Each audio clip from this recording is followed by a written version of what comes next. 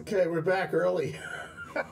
This is ThinkTech Talks here on a given Thursday with Jackie Kozak Thiel, like the color.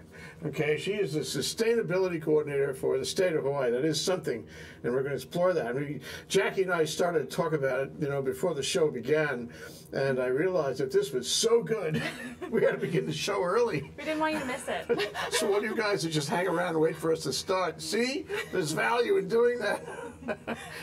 Hi, Jackie. Hi, Jay. Thanks for having me so much. I'm so glad to be here. I'm so glad you're here, and I'm so excited for you. And I think through you, we're going to learn a lot of stuff today.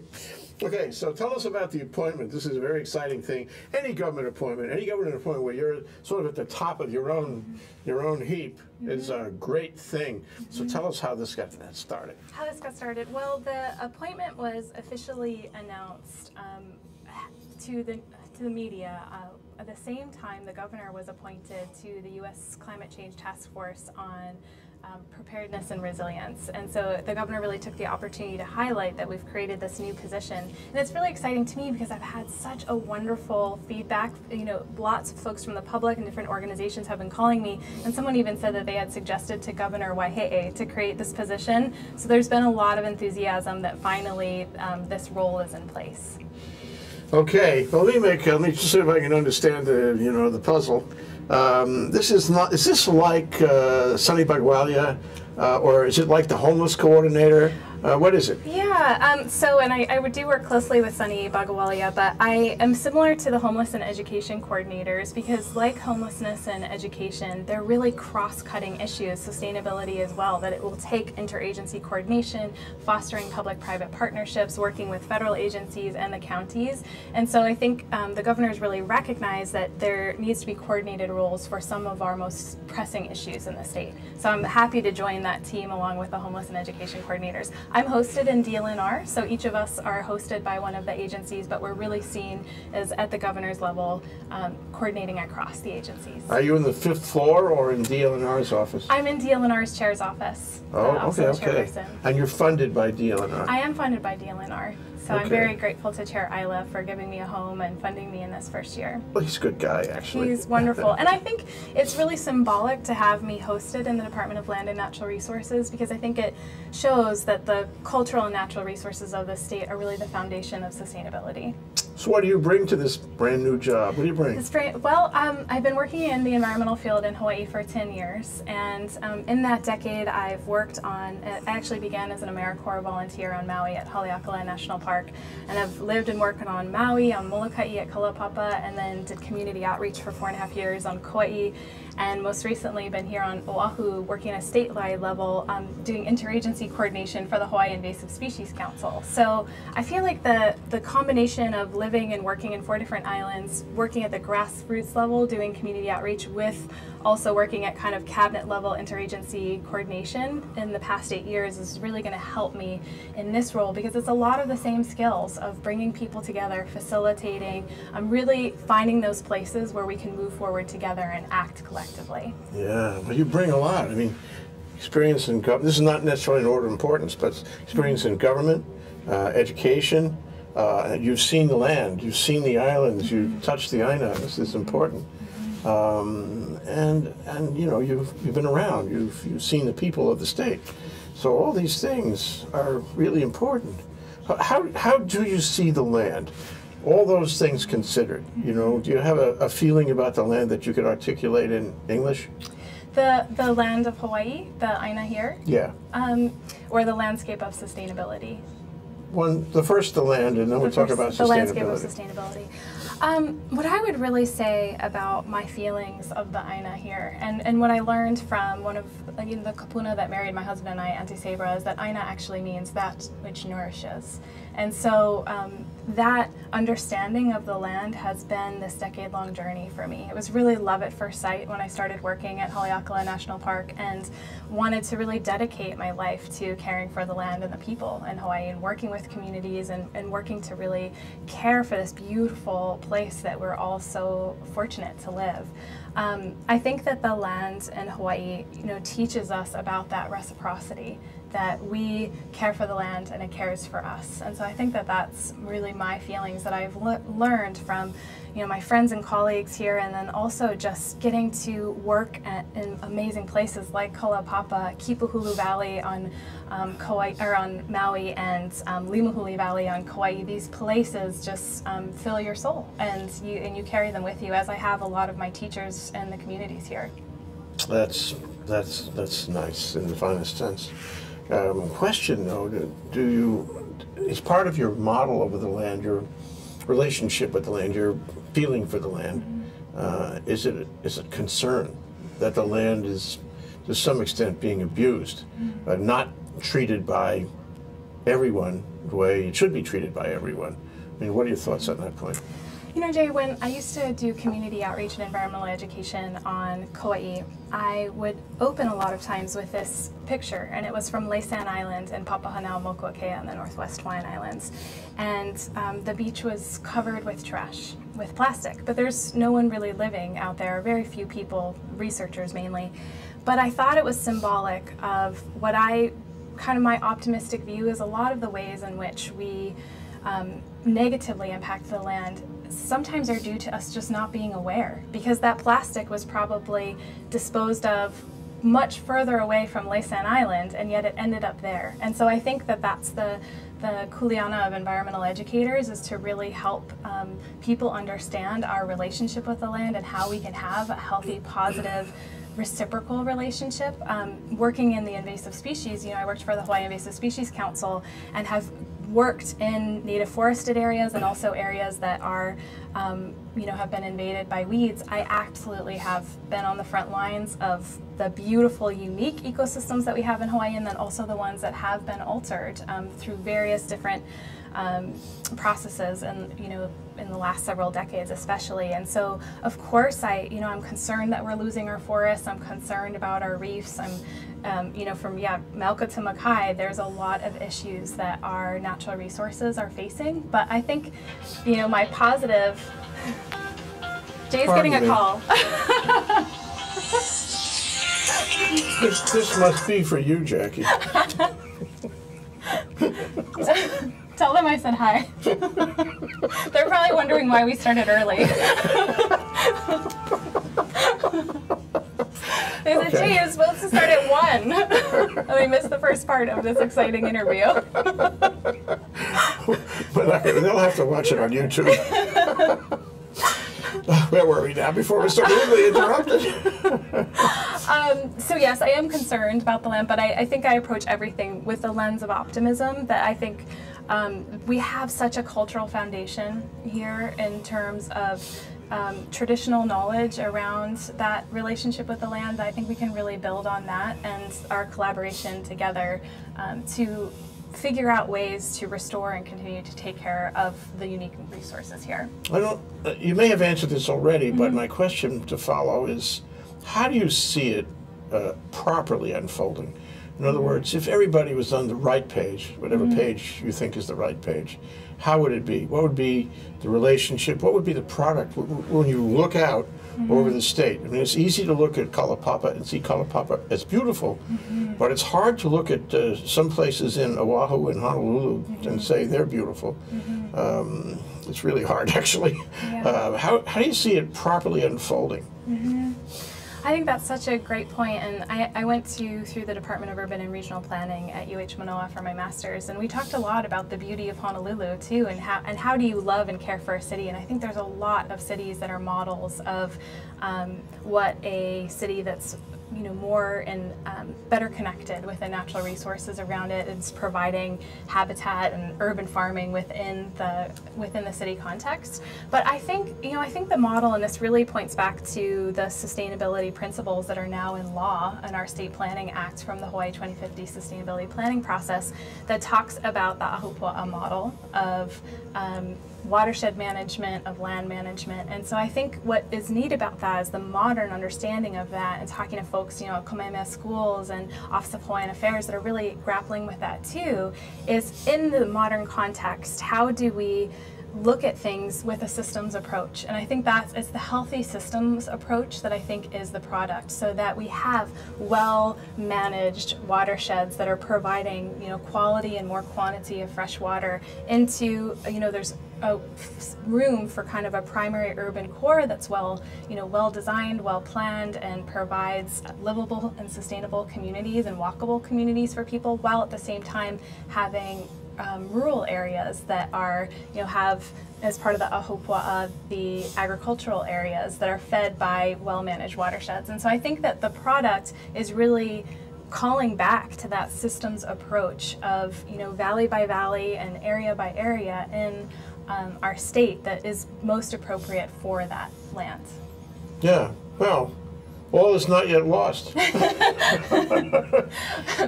You just wonder when somebody builds what amounts to a concrete jungle, which happens to be inconsistent with the model of sustainability, the HAWAIIAN model, the love of the land model.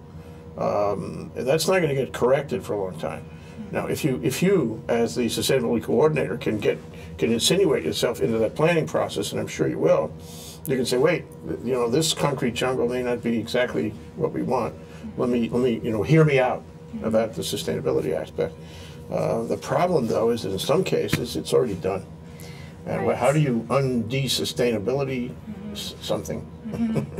Right, and I think the retrofitting, with natural resource management, it's a lot about restoring for native ecosystems, and I think it's restoring our urban areas too in a new way. I think that Hawaii developed at a very car-centric time, at a time where a lot of the smart growth principles had not been in place, and unlike older communities on the mainland that kind of developed when there was not as many automobiles, we have this very car-centric urban core set up. And so I think that, talking with folks, for example, that do the LEED certification, that they are retrofitting older buildings. The Royal Hawaiian is actually going through a LEED certification right now as an older hotel. And so I think looking at kind of retrofitting and working with what we have and really restoring our urban area into kind of the type of community we want and need now. Yeah, well, it strikes me that your definition is going to reach into every aspect of development in the state and preservation in the state. This is a huge job, huge undertaking. I hope you remain as excited and exuberant and later as you are now. But we'll be all about partnerships. I mean, I think that's the thing that I really learned through my work with the Hawaii Invasive Species Council too, is that we always would say invasive species know no boundaries. So they cross jurisdictions, different landowners, and I think that sustainability, it's really, I'm so excited to work with the counties, and I already have been, and working with different state agencies and then private partners that are working on these same sorts of issues, either as nonprofits or in the business sector. And so I think that I'm only one person, but really it's going to be about working with and supporting all of the other folks too.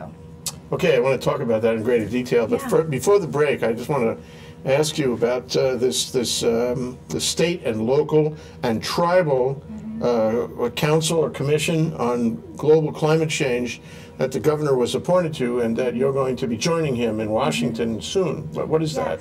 Yes, so he was appointed on November 1st, and our first task force meeting is in DC next Tuesday, and the governor is one of 8 governors that were selected to serve on this task force. And really what this is about is President Obama and the federal government's recognition that resiliency building to adapt to climate change, to mitigate climate change, is really going to happen at the local and state level. And really the international community recognizes that about sustainability too, that a lot of the tangible actions to making ourselves more sustainable happens at the local level and needs to happen at the local level, because as we know, sustainability in Hawaii means something different than it means in other places because of our unique context here.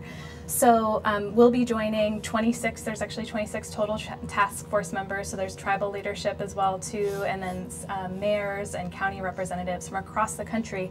And our job is to really provide recommendations to the federal government on how they can better support our local and state efforts. And so again, it gets back to coordination.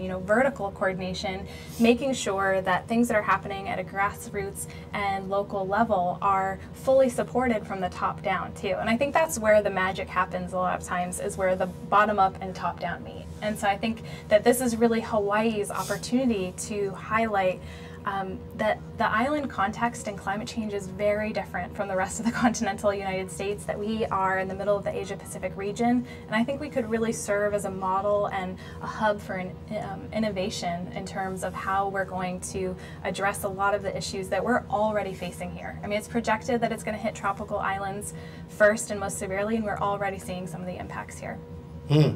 Great reality test, you know.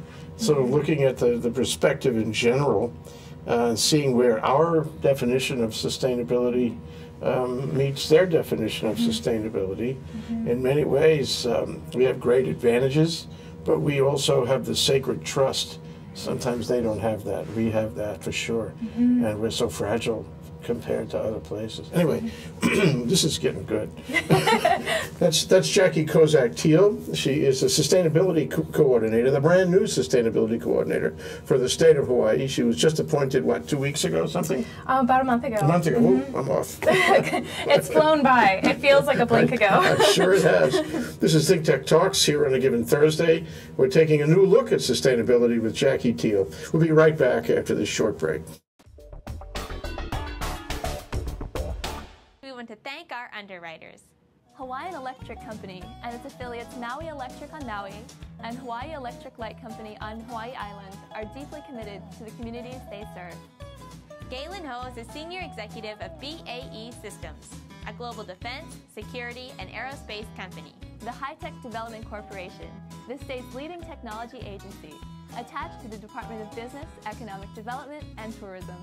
Castle and Cook Hawaii, with a time-honored legacy that spans more than 160 years and revolves around its mission of investing in Hawaii, creating communities, and providing for the needs of our state. Hawaii Gas, formerly the Gas Company, a proponent of the Liquefied Natural Gas Initiative, helping Hawaii achieve its transition to clean energy and a better energy future. Collateral Analytics, a Hawaii-based tech company empowering the real estate industry with greater and faster access to the tools and data they need to make better informed property investment decisions. I'm Nicole Horry. Thanks so much for joining us on ThinkTech. I'm Maria Kashen. See you next time. We're back, we're live, we're here with Jackie Thiel, Kozak Thiel, about sustainability, a new look at sustainability with a sustainability coordinator for the state of Hawaii right here. And, you know, it happened again. We're having our 1-minute conversation offline, and I wanted to stop the break. Let's go back right now. It's too hot. So, you know, in this block, if you will, Jackie, I'd like to talk about, you know, how the job has been, but, you know, how you see it going forward. What are the resources, and what are the, you know, what are the issues you have to address as the job now exists? Well, in this job, I'm really guided by the state's definition of sustainability and the guiding goals and principles that went through the sustainability planning process that engaged 10,000 citizens, because I really feel like that's my charge from the community. Tell them what those principles are. So the I'll start with our definition of sustainability in the state, and it's similar to the international definition, but I like that we have kind of our own unique one, and it's really about respecting the unique island character and peoples in the state of Hawaii, balancing social, economic, and environmental priorities, and making sure that future and current generations can meet their needs, so that by what we do now doesn't compromise the ability of future generations to have all the resources they need as well. So in the major goals were around way of life. There was economic goals, environmental goals, community goals. There was also cultural goals for preserving Kanaka Maoli, heritage and cultural values, and what is so cool, Jay, is two things. Is one, because I've studied sustainability plans as part of my graduate research, we are the only state in the nation that has a state sustainability plan, which is really cool. And two, the only one that talks about indigenous culture as a key piece of sustainability. And so I think that that really shows you Hawaii's unique approach to sustainability. But really what my research looked at was, how do you translate something so visionary into action? You know, how do you translate that and really look at these goals and principles and what does that mean on the ground. And I'm really guided by a quote that I read actually 2 weeks before I started, which is sustainability is only meaningful if you have rigorous definition, milestones, and metrics. Yes. Yes. That may apply to a lot of things, actually. Yes, and so my goal, I really feel in this first year, is to help us develop those metrics and those milestones. And you mentioned Sunny Bagawalia, and I'm actually co-chairing the Governor and Sunny's Hawaii Data Council. That's an interagency Hawaii Data Council. We'll be engaging a community council too to make sure that we're providing the data sets needed and keeping track of them to really see, okay, here are our targets for sustainability. Is the needle moving in the right direction? So that we really understand. And I think I know the Hawaii Clean Energy Policy Forum's been going through a similar process of identifying metrics, and so it's really exciting because the agricultural field is doing it too. So there's a lot of momentum because all of us really want to understand what is it that we're talking about and how do we know if we're on track. And so I think that that's a piece of it. And for milestones, we have the great clean energy target of 2030, but thinking about targets for local food, for natural resource management, we have the target around the watershed initiative. For waste reduction, there was a target to reduce our solid waste stream by 50% by the year 2000. We haven't hit that yet. And so thinking about what are our targets, how do we measure our progress towards them, and then being really strategic about the actions that we need to take to move that needle in the right direction. So I see that as my first year really helping to give a little bit more structure to what sustainability means in Hawaii, and really that is working with stakeholders. And so my job description talks about horizontal and vertical coordination, and that's horizontal across all the different state agencies, but also with public and private partners, and also vertical coordination so that we make sure that I'm working closely with the counties and federal agencies so that all of our efforts are in line.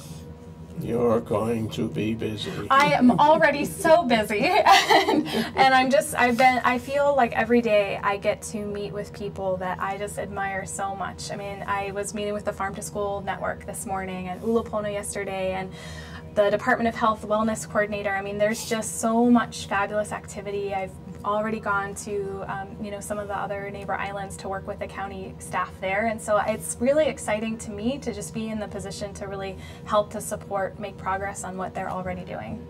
Qu'est-ce que c'est work with? Qu'est-ce que c'est means what is. Qu'est-ce que c'est, what is French? Work with. I mean, when you say work with, what does that mean? In the actual on the ground, what is work with? Well, I think one work with is identifying those milestones and measures together. So I think that that's a key piece that a coordinator role plays. When you look at best practices from ICLEI, Local Governments for Sustainability, it is about having somebody that really helps to bring those pieces together and kind of be that in that role of mediation and facilitation between all the different pieces. So I think that that's what I really mean by work with. Also support. I already have people coming to me and saying, this policy change would make a really big difference to support local agriculture, or it would really help if this agency, would partner with us on this. And so I think helping to, being a government employee, helping to figure out how the government can be a really good partner and to take on the pieces that government's most well suited to do, but then also to partner with the private sector in the pieces that the private sector is best suited to do. So I think that's a big piece of coordination too. Oh, I want to be there with you, sit there at your elbow and watch this happen. Some thoughts though. Yeah. So you're in the blush, and Hawaii's really good at the blush. Everybody has a good time, and people set goals, and they set enthusiastic paths for themselves, for all the stakeholders who are, and I want to ask you what that means too. And then you look again in 90 days, and it's pretty much the same as it was in day one. And then 120 days, and it's pretty much the same. Maybe people forget, maybe they move on, maybe they change the goals, change the direction. The people change, everything changes. And, I guess one of the things that I see inherent in what you say is you're the person who remembers what the discussion was on day one and hold them to it so they don't forget. Because what self-interest does in the eyes of a stakeholder, self-interest means change to meet the existing circumstances that are necessary out of self-interest. So what do you think about that? I love what you just said, and I think when I was talking with folks from the UH system who are going through the process of developing their sustainability policy right now, we talked about what do you need to make this work, to actually sustain a long-term effort that's sustaining sustainability. Yes, exactly. And one of the things we talked about is you need follow-up and follow-through. And that's why coordinator roles, I think, are so important, why I'm excited to see the counties have sustainability coordinator roles, why UH is now hiring that position for UH Manoa, because I saw this with the Hawaii Invasive Species Council. When you do these intergovernmental public-private partnership, they're great because it's so many different, you are going to get the best product because it's all the different resources coming together, but you need someone who is responsible for helping keeping the kind of, the canoe on the right track, paddling in the same direction, everybody in the right seat, and giving that structural support to the network. Because I think that that's what's key, is that as a coordinator, you're everybody's busy focusing on kind of their siloed areas, and that's great because they're making a lot of progress in that area, but the breakthroughs of collaboration demand that somebody's really helping to support the partnership and to foster that. And so it's even just of calling so much of what I see is getting the right people around the table. And so it's calling the meeting, it's following up on the action items, it's making sure that we identify, okay, what's our collective goal? And then, I used to tease people that my job with the Hawaii Invasive Species Council was to be a peaceful bugger, like to bug people, to be like, okay, we said we're going to work on this together, and so just following up and really making sure that they have the support they need to follow through on what each of us really need to do to act on what we said is our goal. Yeah. Well, I think this is really important. I mean, we'll talk more. We'll evolve that idea. But before we go too much further, what is a stakeholder? You make reference to them horizontal and vertical in government and outside of government. What is a stakeholder? Well, a stakeholder traditionally is someone who has a stake or a vested interest in whatever the goal is or will be impacted by a project. And so in development or, like a conservation project, for example, it might be the community that lives near there or somebody that is going to be positively or negatively impacted by it. So it's really engaging the people who have a vested interest, and also their values are connected to what's happening. And so with sustainability, I mean, it's such a broad umbrella and encompasses so many things. I mean, we're all stakeholders, and yes, we really are. And I think when I look at places that are grappling with sustainability in other jurisdictions too, it's how, who are the stakeholders for the social dimension, who are the stakeholders for the economic dimension, and who are the stakeholders for the environmental, and then getting those together. Selecting them, I mean, I want to go into this more also further down the line, but say as the state sustainability coordinator, you have the opportunity, you have the nod, the power of the governor, essentially, the epaulets of the governor. You can say, let's have a meeting about this issue. And then you, as the sustainability coordinator who called the meeting, have to determine who comes to the meeting. So you have government, you have private industry, you have community, you have the neighbor next door. Right. And choosing them is really going to be a challenge to do this right, because you can choose the wrong person and that person can make a mess, honestly. Or you can choose, or you can fail to choose somebody who's the right person, who could really help and has his head in the right place, but he's not at the table. So, and he's all hoo-hoo because he wasn't invited to the table. Yes. And now instead of being your friend, he's not your friend. How do you deal with that? Any philosophy points going in? Yeah, I'd actually say what I really carry is the lessons I learned doing community outreach on Kauai, because I learned a lot from so many of the community members and leaders in that community, and it's something that we talk a lot about in the classes at the Urban and Regional Planning Department too, because it's about equity, of making sure that there aren't key people excluded. And so I think I have a very inclusive approach, while also understanding to move forward on certain actions, it's important to have manageable size of groups, but that doesn't mean that there isn't. I think it's offering lots of different opportunities and ways in which to engage. And so I think it's not limiting engagement to one meeting or to one type of way of providing input, but it's really being diverse in the ways of who you reach out to. I mean, I really see community outreach and collaboration as listening and asking questions. And so when I did community outreach on Kauai, I went to Kapuna, I went to different people in the community, I said, who do I need to be talking to?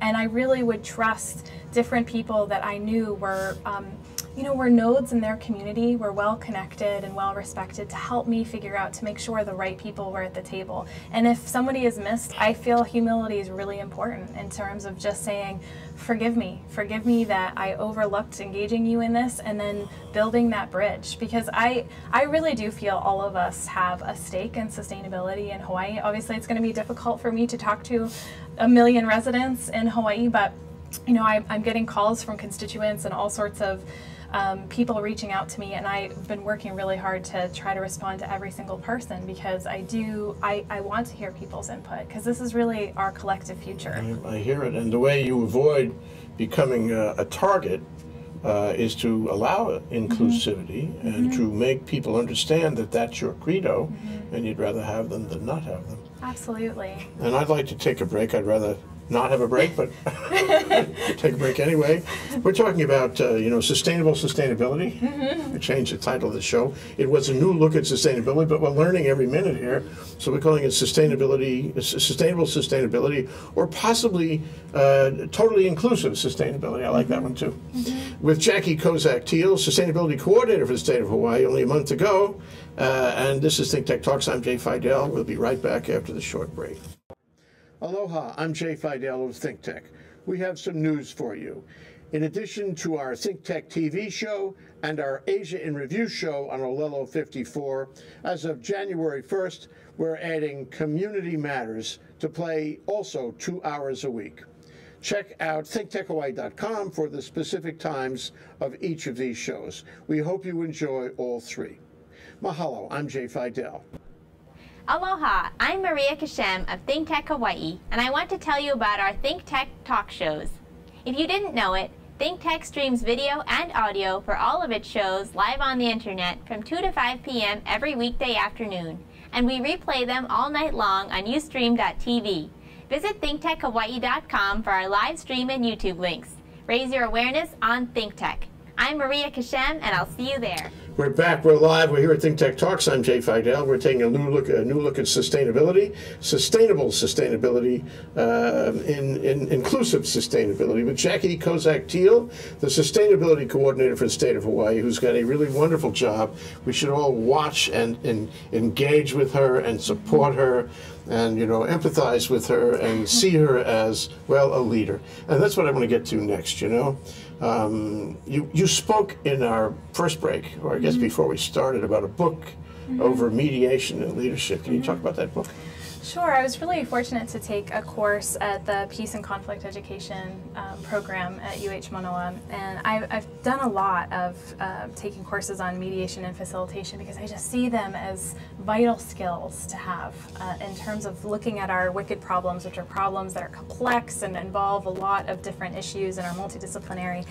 And this book talked about how leadership now really needs to focus on being able to bring people together and being able to figure out those areas of common ground. I was thinking about it recently. Somebody asked me how I was going to approach this, and I said I really want to sow seeds in common ground, to find those areas of convergence that between energy and food and natural resources and community and culture, and to really find those areas that we can agree on what our values are. And so I think that that's what the mediating facilitative leader is all about, is helping people to realize where they can work together. And I just see there's already incredible examples of collaboration in the state. And when a group of us were talking about what does the state of Hawaii bring to this climate change task force, for example, because there's representation from states and local governments across the country. And someone said, what's so unique about Hawaii is our ability to work together. That's what we bring to the table. And they were talking about kind of the Pacific way. And I've been thinking about that, kind of my, the Aloha approach to sustainability is one that's community-based and collaborative and compassionate and is really rooted in that sense of we're in this together. And that's gonna take leadership from, at all different levels of finding those common ground. Te hana kako, let's work together, yeah. Exactly.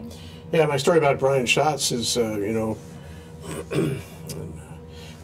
just before he was appointed senator, the Energy Policy Forum talked to him, and, Brian, somebody needs to go out and bat heads, twist arms, have meetings, and show stakeholders the same definition, show stakeholders the way. Can you do that? And he said, I'm already doing it. It's just that you don't necessarily know, but I'm doing that. And I thought to myself, gee, this is really important. Leadership is doing that. It's being constantly in motion. It's constantly talking to people and bringing them together and acting as a sort of catalytic agent. And I think that's the way John Burns managed the state 50 years ago.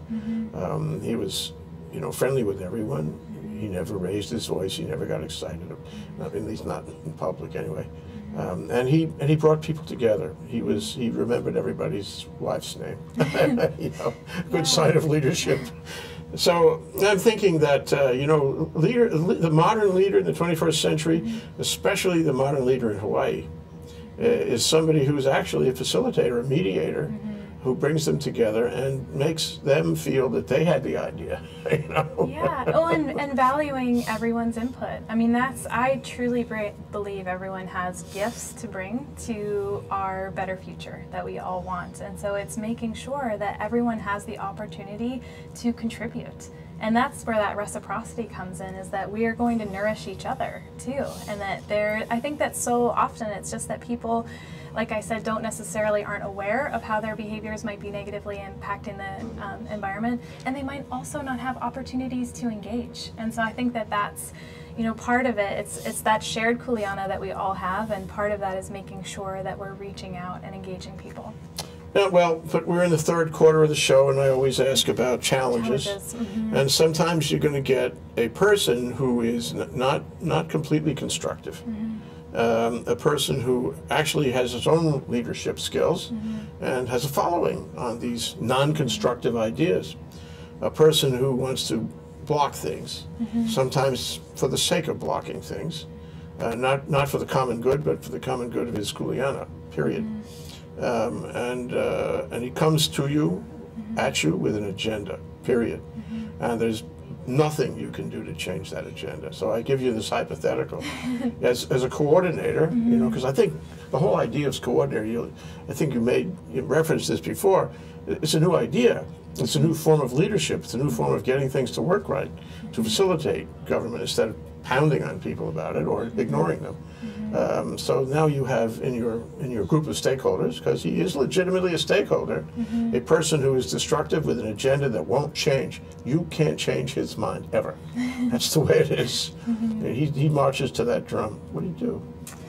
Gosh, that's such a good question. And of course, my work in the last 10 years, it's always been a process of going through lots of different stakeholder dynamics, is what I would call them. Dynamics, yeah.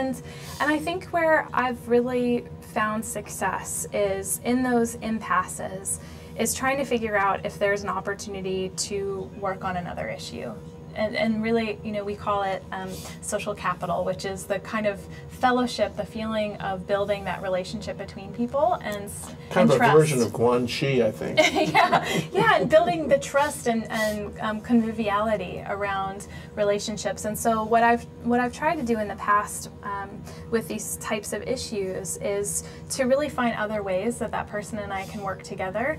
And just through that process alone, magic things can happen, because you are seeing that you share values in ways that maybe that issue didn't didn't provide for kind of that perspective, but working together on something else. And so I think that's really my approach too, is starting with the areas that people are ready to work on together, and starting there, because that's where we're gonna, build our trust, build our relationship, and then we can move on and try to tackle the more difficult things once there is more of that kind of ohana sense, because we were successful in doing something that mattered to both of us first. So you're talking about building a kind of bullpen of stakeholders who cross lines. I mean, these are guys and girls who are not necessarily limited to one area of sustainability. They might be in 2 or 3 areas. After all, there are a lot of issues, mostly interconnected somehow.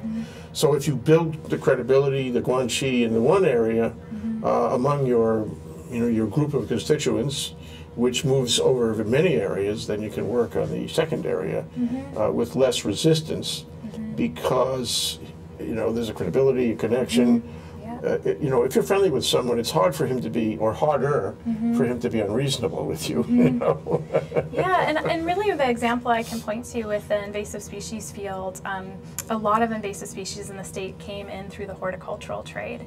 And so, of course, nurseries were concerned about us promoting regulation, because that would affect their business in importing different species.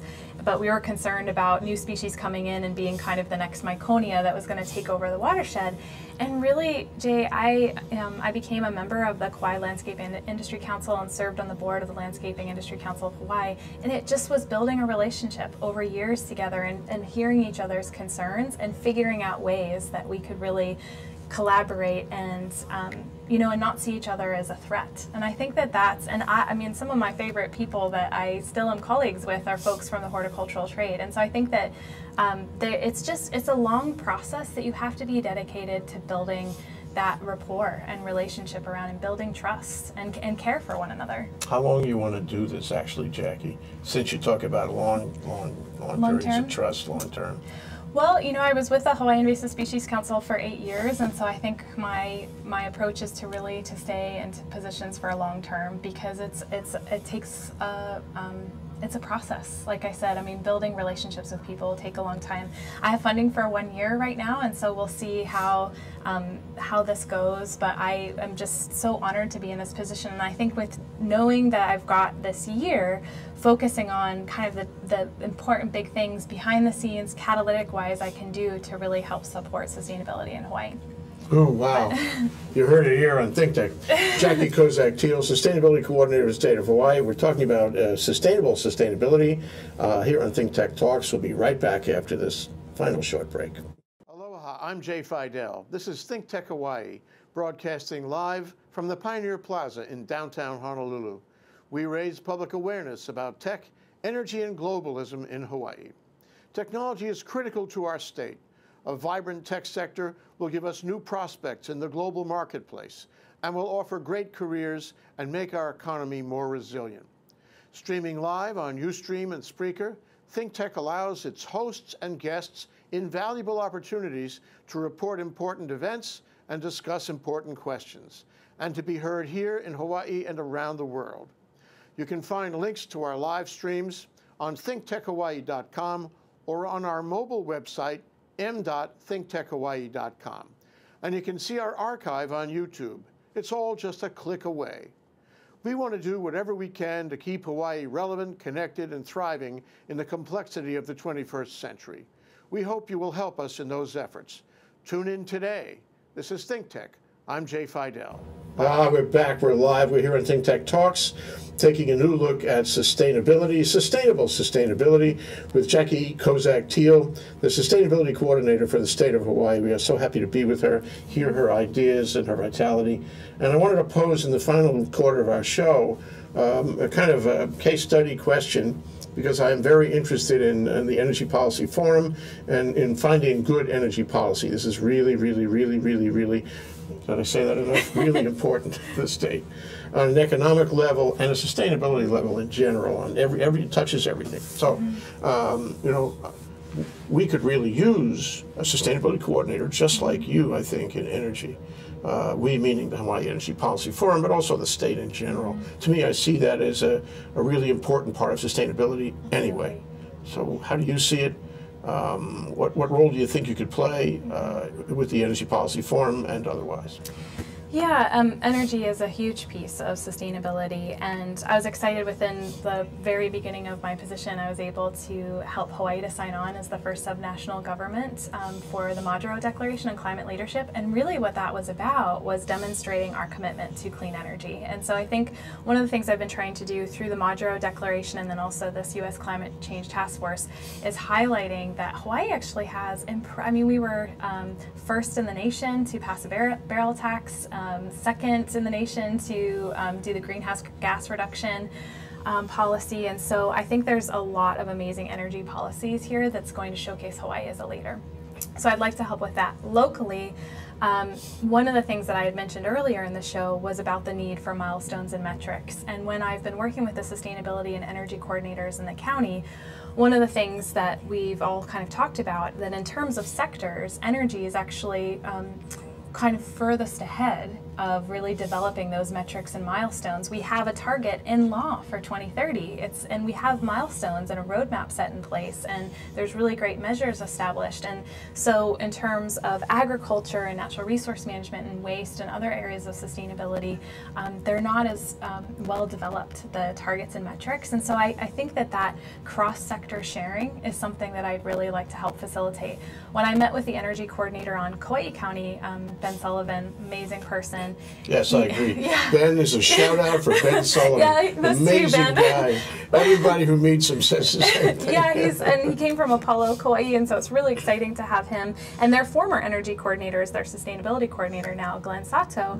And I was talking with both of them, and Ben said, I said, how can I help you? What can I do in my role as state sustainability coordinator, help what you're doing on Kauai? And he said, I would love you to help connect me with other sectors. I talk to the energy folks all the time. Coordination. Yes, I talk to energy folks all the time, but I don't necessarily talk to people that are working in agriculture. And the thing is energy and water, energy and food, energy and natural resources intersect all of the time.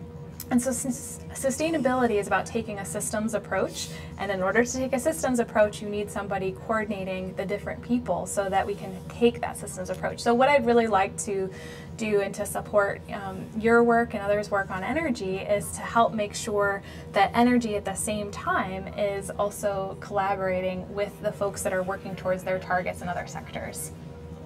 I'm changing the name of the show again. Coordination? Well, it's multidisciplinary coordination for sustainability, because I think that's inherent, and that's a great point to make some final comments about.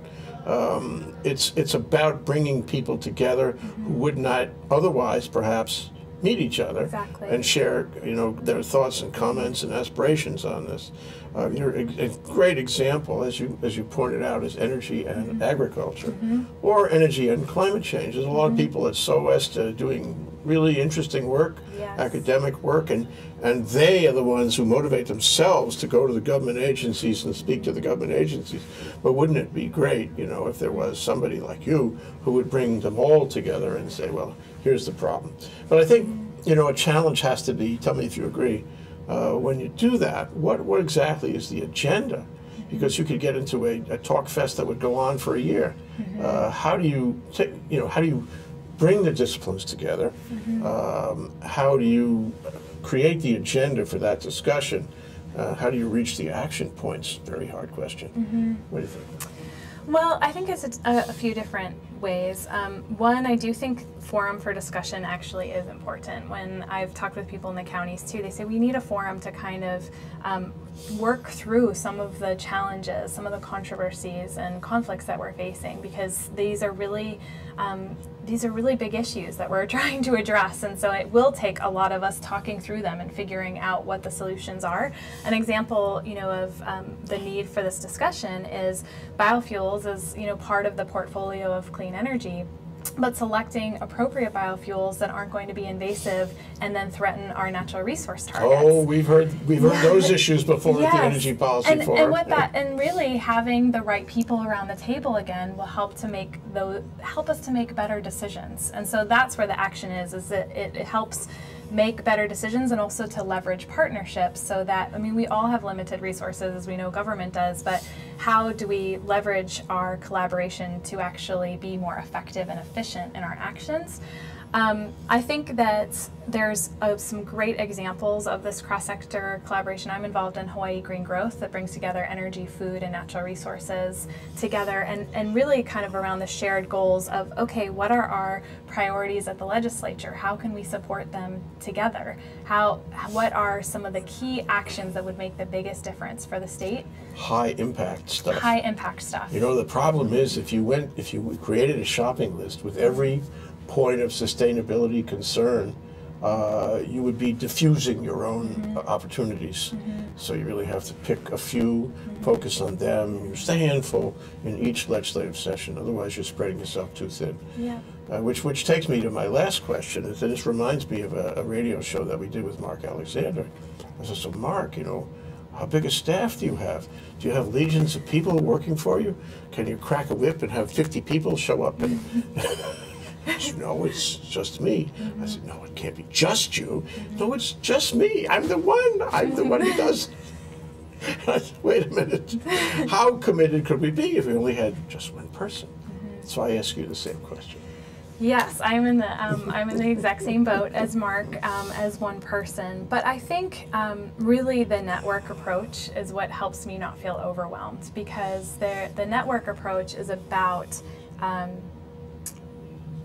tapping into resources and dispersing the power and the responsibility and the effort through lots of different and the most appropriate organizations and agencies. And so I think that I know that I can't do it all and I won't be able to do it all, but what I can do is help to make sure that where all the action's happening is you know, well coordinated, and you know, folks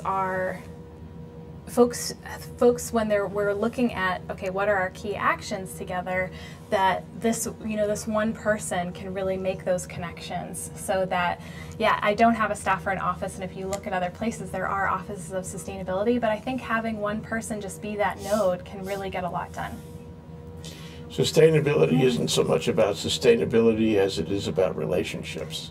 That's exactly right. Yeah, relationships between people and relationships between values and priorities. Yeah.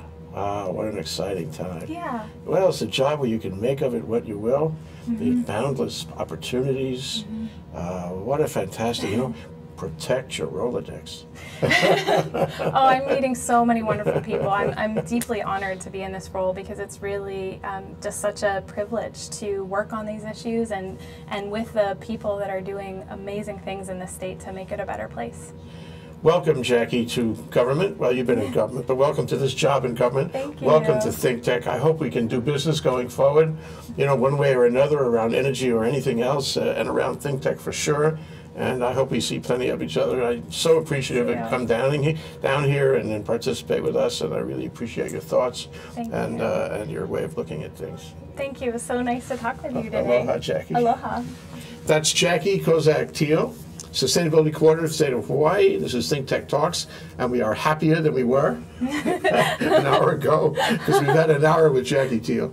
So we looked at sustainability. We talked about sustainable sustainability, inclusivity in sustainability, and relationships, multidisciplinary relationships in sustainability, all of which are really healthy. The whole thing is good. Thanks again. Thank you. Aloha. Aloha.